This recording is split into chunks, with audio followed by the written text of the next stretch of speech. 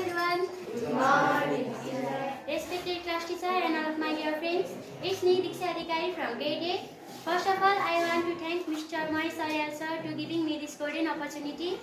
Today I am standing in front of you all to deliver a short speech about my aim in life. Everyone in this world has a dream and a goal.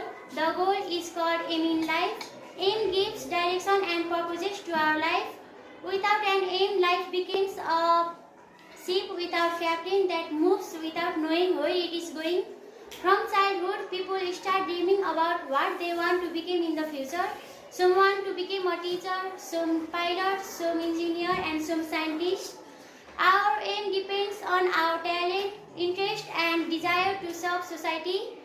My aim in life is to become a successful and responsible person who can help others and make their family and country proud. To achieve my aim, I know that I must study hard, respect my teachers and parents, and use my time wisely. Hard work, determination, and passion are very important to reach the goal in life. Life is not always easy. There may be many different difficulties and challenges in the path to the success. Sometimes we fail or feel discouraged, but we should never lose hope.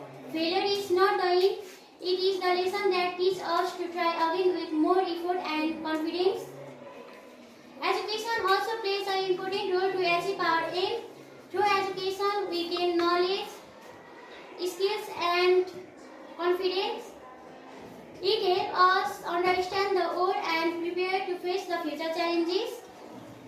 Therefore, students must serious about their study and work hard to achieve their aim.